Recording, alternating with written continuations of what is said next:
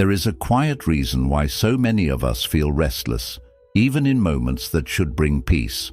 We chase happiness through achievement, through people, through control, but when we finally arrive, something still feels missing. It's not because we lack anything, it's because we're carrying too much. The teachings of the Buddha reveal that happiness isn't found in what we accumulate, it's found in what we release. The more tightly we cling to expectations, to past wounds, to fixed ideas about ourselves, the more we restrict the natural joy that wants to flow through us. Letting go is not weakness. It is not giving up. It is strength. It is a conscious choice to return to our true nature. In the words of the Buddha, you can only lose what you cling to. In this journey, we'll explore profound Buddhist lessons that gently uncover why letting go isn't just part of the path to happiness. It is the path itself. 1. Let go of control. You were never meant to hold it all. In today's fast-moving world, many of us believe that if we just control every part of our lives, we'll finally feel safe and happy. We try to manage everything: our jobs, our relationships, our future goals, even other people's opinions and behaviors. We make to-do lists, long-term plans, and backup plans for our backup plans. We think that the more control we have, the less stress we'll feel. But in reality, this constant need to control everything only creates more stress, more anxiety, and more disappointment. Why? Because life is not something we can trap or shape perfectly to our liking. Life is like a river constantly flowing, shifting and changing. No matter how hard you try, you can't make the river stay still or bend to your will. Buddhism teaches us that trying to control the uncontrollable is one of the deepest sources of suffering. When we resist what's happening, we fight against reality. But the truth is, there is great peace in surrender. Letting go of control doesn't mean you stop caring. It doesn't mean you become lazy or give up on your goals. It simply means you stop believing that everything has to go exactly the way you planned in order for you to be happy.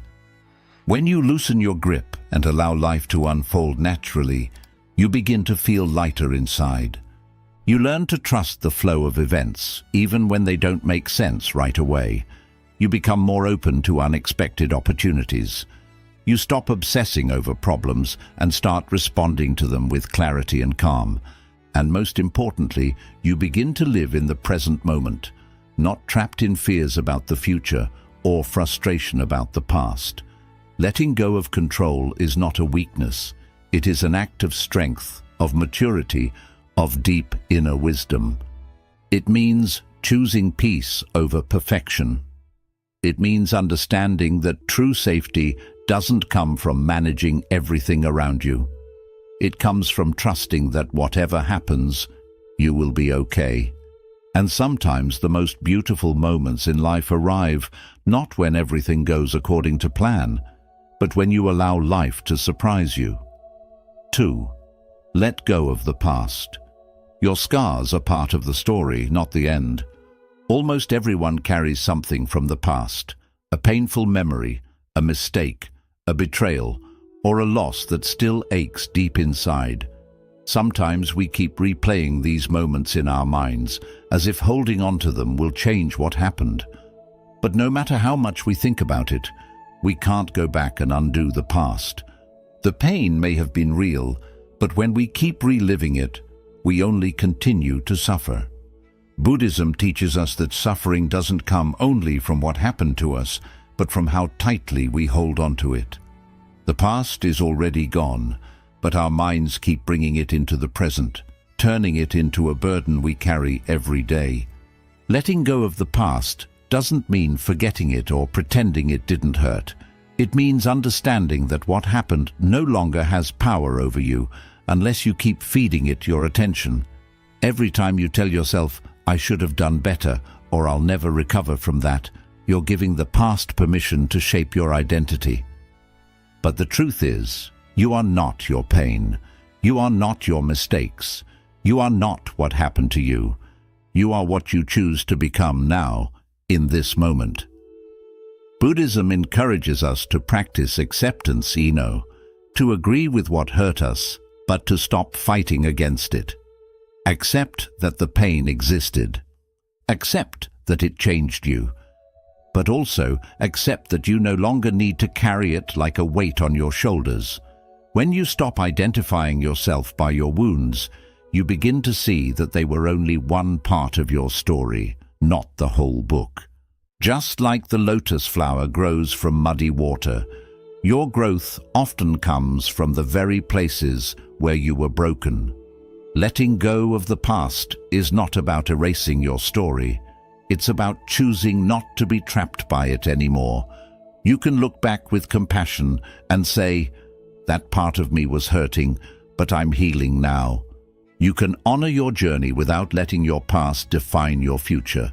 And as you gently set down the burden you've been carrying, you make space for new experiences, new joys, and a lighter, more peaceful heart. 3. Let go of expectations.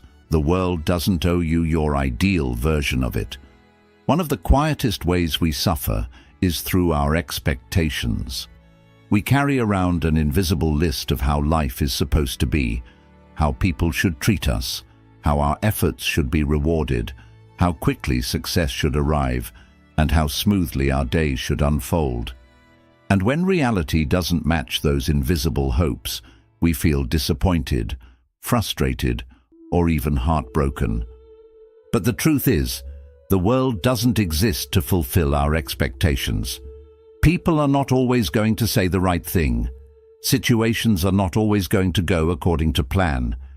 And life is not always going to move at the speed or direction you imagined.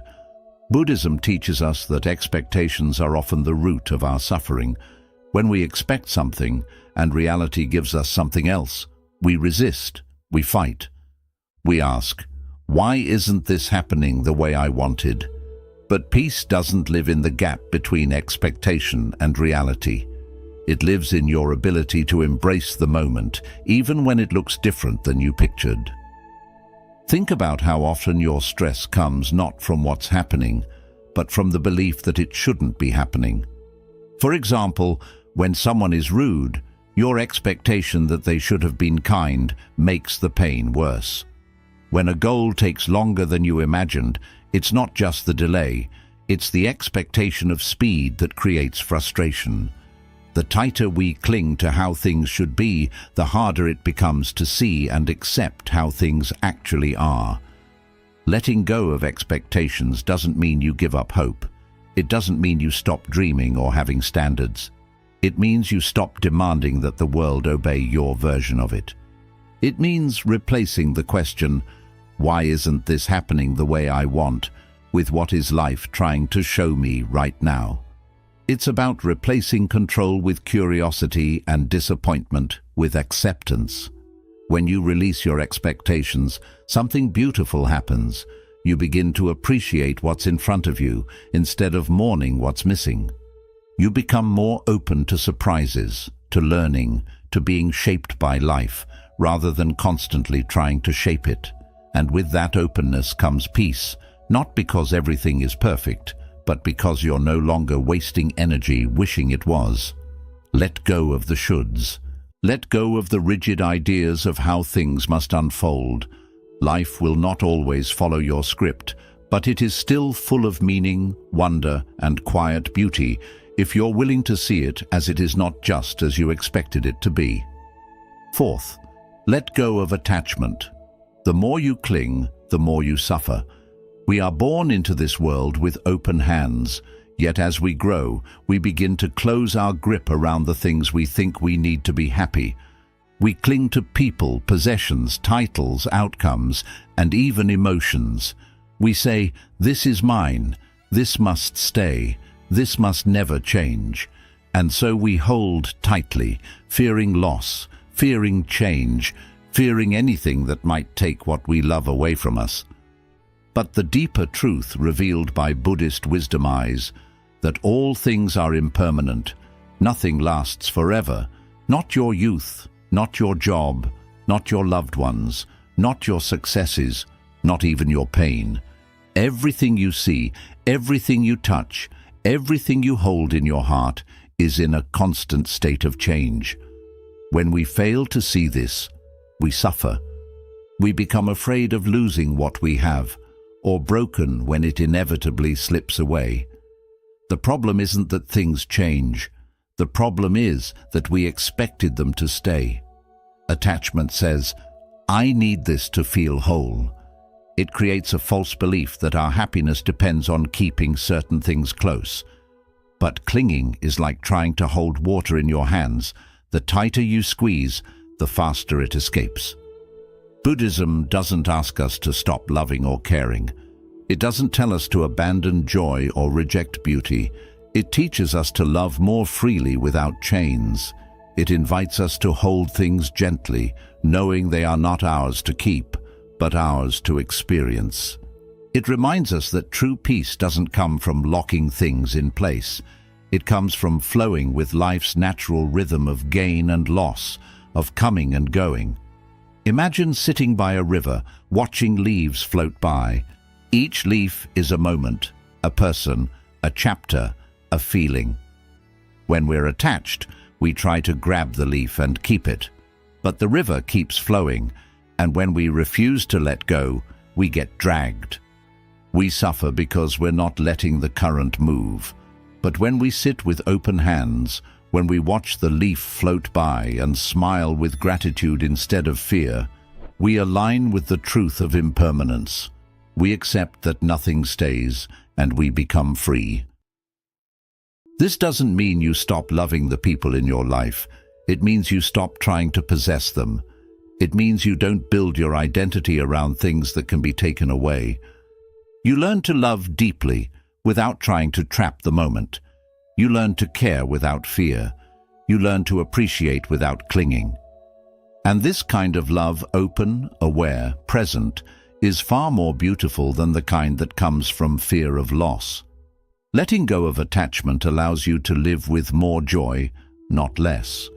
You become lighter, more grateful, more alive to each passing moment. You stop needing things to be permanent in order to be meaningful. You stop fearing change and start welcoming it as a natural part of life. You begin to understand that happiness was never about owning, but about experiencing fully without grasping. So take a deep breath and loosen your grip. Life is always moving, always shifting. Let it. When you stop clinging, you stop suffering. And in that space of freedom, peace gently enters snot, because everything stayed the same, but because you finally stopped needing it too. 5. Let go of the inner critic. Your thoughts are not the truth. There is a voice inside your head that you hear every day, even when no one else is around. It whispers opinions about you, judges your actions, and labels your worth. This voice is often loud when you fail, when you feel uncertain, when you're vulnerable. It says things like, "You always mess things up, you're not good enough, or you don't deserve happiness." And because it's in your own mind, you start to believe it. You think, if I'm saying this to myself, it must be true. But here's what Buddhist wisdom gently reveals. You are not your thoughts. That voice is not your truth. It's simply a stream of mental habits formed by past experiences, fears, expectations, and pain. The mind is like a storyteller that never stops talking. It pulls from memory, from society, from old wounds, and creates stories, some helpful, many harmful. It's not always trying to hurt you, but it is often trying to protect you from imagined dangers by keeping you small, safe, and hidden. It mistakes harshness for discipline. It confuses self-criticism with self-improvement. But constant judgment doesn't lead to growth. It leads to shame. And shame is like a fog that covers your inner light, making you forget how strong, beautiful, and capable you truly are. When you begin to observe your thoughts instead of automatically believing them, You create a sacred space. You start to notice patterns. You realize that many of your thoughts repeat, like a broken record playing old fears and outdated beliefs. You realize that these thoughts often contradict each other. One moment you're not doing enough. The next you're doing too much. You see how unstable the mind can be, how easily it jumps from praise to criticism, and then something powerful happens. You stop taking it so seriously. Buddhism teaches the practice of mindfulness not just to calm the mind, but to see it clearly. When you become the witness of your thoughts rather than their victim, you begin to reclaim your inner space. You realize there's a difference between a thought and the one who observes the thought. That observer in you, the quiet awareness, is who you really are. And that awareness is peaceful, wise, and deeply compassionate. It does not judge. It simply sees. Letting go of your inner critic doesn't mean pretending you have no flaws or refusing to improve. It means replacing punishment with understanding. It means responding to yourself the way you would to a dear friend, with kindness, patience, and encouragement. When you make a mistake, it's not a sign that you're broken. It's a moment for reflection, not rejection. When you feel lost, it's not proof that you've failed. It's a call to reconnect, not to condemn. It's easy to think that being hard on yourself will make you stronger, but in truth, self-compassion is the real path to transformation, because when you feel safe within yourself, you're more open to growth. When you treat yourself with love, you naturally want to take better care of your mind, your body, and your choices. Not out of guilt, but out of deep respect for who you are. Letting go of your inner critic is not a one-time act, it's a daily practice. You catch yourself when the voice returns. You breathe. You question it. You offer a softer response. And over time, the harsh voice grows quieter. In its place, a new voice begins to emerge. Voice rooted in truth, not fear. It says things like, "You're learning, you're trying, you are enough." So, be gentle with yourself. You have carried so much for so long. You have survived battles no one knows about. You have walked through dark seasons and still shown up for life. You deserve a mind that treats you like a friend, not a battlefield. And the moment you stop believing every critical thought, you begin to step into your real power, not by fixing yourself, but by remembering you were never broken. Let go of the need for validation. Not everyone needs to understand your journey. As human beings, we are born with a deep desire to be seen, heard, and understood. From our earliest years, we look to the world around us as parents, our teachers, our peers for approval and acceptance. We want to be told, "You're doing well, you're enough, you matter."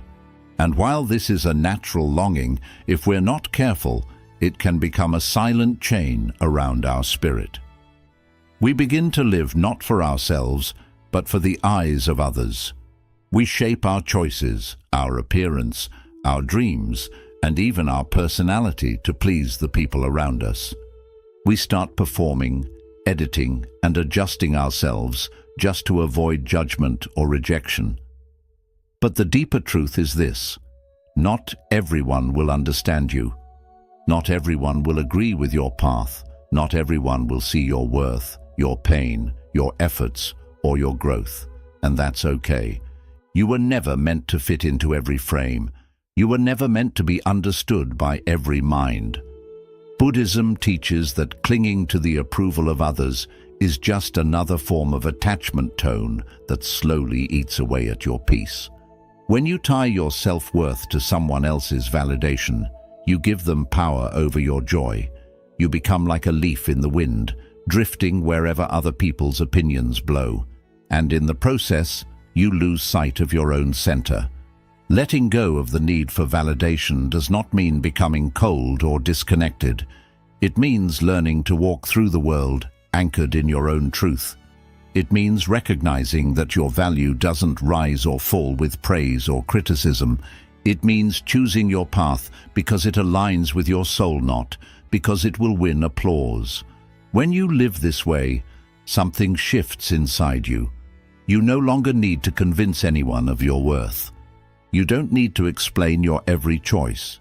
You don't waste energy trying to prove yourself to people who were never meant to understand your journey. Think of the Buddha himself. He walked away from a life of royalty. He abandoned wealth, comfort, and power to seek something deeper, something the world could not offer. Many did not understand. Some criticized. Some rejected his path. But he did not beg for approval. He simply walked in truth, and through that courage, he lit the way for countless others. You too have that power within you. The power to live with quiet conviction. You don't have to shout to be heard. You don't have to explain your healing. You don't have to justify your boundaries, your solitude, or your joy. Sometimes silence is the loudest proof of self-trust. Sometimes walking away without resentment is the greatest act of strength. And here's the paradox. When you let go of the need to be validated, you often begin to attract deeper respect, because people sense when you are no longer performing. They feel the calm confidence in your presence. You're no longer trying to be liked.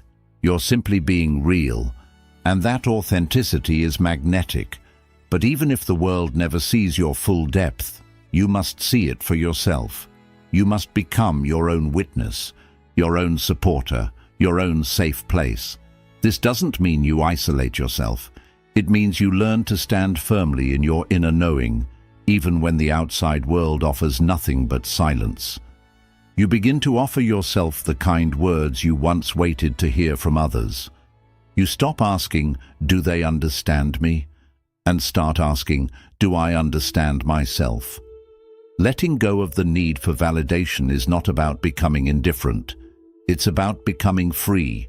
Free to be honest, free to grow, free to fail and rise again without shame, and most importantly, free to live your life according to your own light, not someone else's shadow.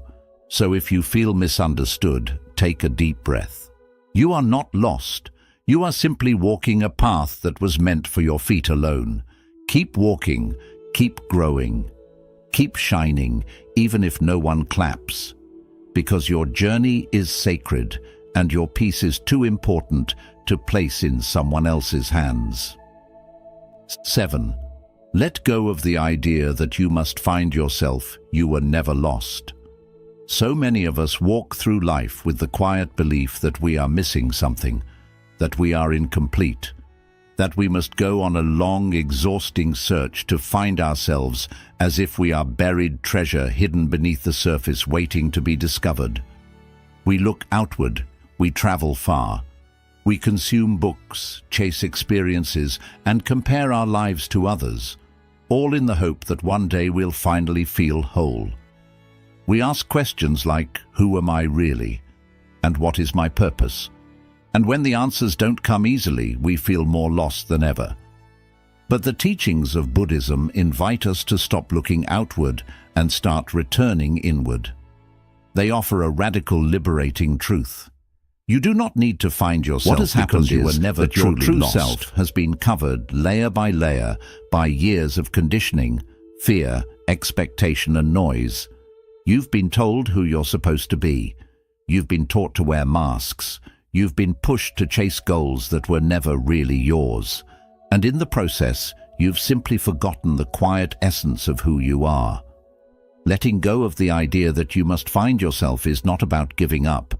It's about realizing that your journey is not one of discovery, but one of remembering. You are not a puzzle to solve. You are not a machine that needs to be fixed. You are already whole beneath the noise, beneath the doubt. And your real task is not to become someone new, but to gently peel away everything that is not you. This process is not dramatic. It is not loud. It does not require the world's applause. It is quiet and sacred. It's the moment you stop trying to impress, the moment you stop chasing an image, the moment you stop asking, "Am I enough?" and begin to live from the knowing that you are. Your true self is not found in titles, in labels, in achievement. It is found in your stillness, in your breath, in your presence, in the calm you feel when you are no longer pretending. Buddhism teaches that the self is not fixed. It is not a solid object that can be pinned down and described. Instead, the self is like water, always flowing, always changing, always responding to its container. This means you don't have to stay the same. You don't have to hold on to the person you once were, and you don't have to limit yourself to the identity the world handed you. You are free to grow, to expand, to release what no longer fits. And as you do, you come closer to your natural state, open, peaceful, and alive. Letting go of the need to find yourself also removes a quiet pressure. It means you no longer have to force clarity. You no longer have to chase big answers. You can stop reaching for something outside yourself and begin simply being with who you are, in silence, in acceptance, in the gentle unfolding of your life. Each day, each breath, each small choice is a way of returning home. You are not defined by your job, not by your past, not by your trauma or your achievements. You are not the version of yourself someone else imagines. You are not the mask you wear when you feel afraid. You are not even your thoughts or your emotions. All of these are passing clouds, but beneath them you remain steady, whole, and enough. When you let go of the illusion that your worth is out there, you reclaim the peace that has always been in here. You stop waiting for some future version of yourself to give you permission to be happy. You stop postponing love, peace, and joy, and you begin to live now with gentleness, with gratitude, with awareness. So pause, release the chase, breathe into this moment. You don't need to go find yourself. You simply need to return to the part of you that has always been here, watching, waiting, loving you through everything. That part of you is your truth. That part of you is your home. And it was never lost, only forgotten. 8. Let go of resistance. Peace begins when you stop fighting life. There is a quiet battle many of us fight every day, a battle not against others, but against reality itself. We resist what is. We push against what's happening. We tell ourselves this shouldn't be happening. It's not fair. It wasn't supposed to go this way. And in this resistance, we suffer. Not because life is cruel, but because we are fighting with life instead of moving with it. Buddhism teaches that pain is inevitable, but suffering is optional. And suffering appears when we resist the present moment rather than accepting it with openness. Imagine holding a rope that's being pulled hard from the other side. The more you pull back, the more the rope burns your hands. But the moment you let go, the tension releases. The pain ends. Life is often like that. We try to control outcomes. We try to undo what has already happened. We try to avoid uncomfortable feelings, and in doing so, we tighten the rope. We create inner struggle where there could have been quiet. The mind says, "This isn't right. It should have been different. I wasn't ready for this." When we believe thoughts like these, we build a wall between ourselves and peace. Letting go of resistance doesn't mean giving up or blindly accepting everything. It means meeting life with openness instead of argument or force. It means looking at what's here and saying, "This is present. I may not like it. Maybe I don't fully understand it. Still, I choose to stop fighting it." Only when you stop pushing against what is, do you begin to see with clarity. When you resist, your thoughts become tangled with judgment, fear, and tension. But when you soften into acceptance, a new space opens inside.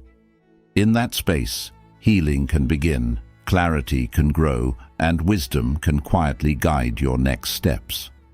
Deep peace lives on the other side of surrender. And this surrender isn't about losing. It's about letting yourself move with life, growing through what arrives, and learning from change. When you let go of the need to make life match your own picture, you begin to see the good in what's already here. You start trusting that even the hardest parts of life carry value, purpose, and lessons. What feels like chaos may actually be the beginning of transformation. What seems like a closing door might actually be guiding you somewhere better. Here's something many people forget. You don't have to like a situation to stop resisting it. You just have to stop arguing with it. Acceptance doesn't mean approval. It means recognition. It means being able to say, "This is what's happening. Now, how can I meet it with calm instead of anger, with wisdom instead of worry?" You do this by breathing with it, sitting with it, allowing it to simply exist for now. In that calm space, you can begin making grounded, thoughtful choices instead of reacting from panic or stress. In Buddhism, the root of peace is taught to be non-resistance. Even if storms rage on the surface, your mind can remain steady and quiet inside, like the ocean floor. Stillness isn't about escaping life. It comes from holding each moment gently, not running, not denying, but welcoming even the difficult times with a heart that says, "I will walk through this too." When you stop resisting, you create space for life to move again. You stop holding your breath. You stop bracing for the future. You start relaxing into your own strength. You begin believing you can handle whatever comes. This trust creates a different kind of power, not from forcing things to change, but from changing within. If you feel tired from fighting or worn down wishing things were different, pause, step back, and let go. Allow life to be exactly as it is, even just for this moment. Let go of the struggle. Release the need for everything to be perfect before you can feel peace. The truth is, peace begins not when life shifts, but when you do. When you choose allowing over resisting. When you move with the flow instead of trying to control every outcome. When you rest in the stillness of now instead of running. We often believe happiness is something to chase, something we earn through effort or success. But what if happiness isn't hidden in a future achievement, someone's approval, or a perfect circumstance? What if happiness is right here, quietly waiting beneath everything you carry? The Buddha's teaching reminds us that happiness isn't about gaining more, but about letting go. Let go of control. Let go of the past. Let go of rigid expectations. Release the thoughts and attachments that weigh you down. Every burden you set down isn't a loss. It's a return to yourself. A return to peace, to the calm beneath all the noise. You don't need to fix everything to feel better.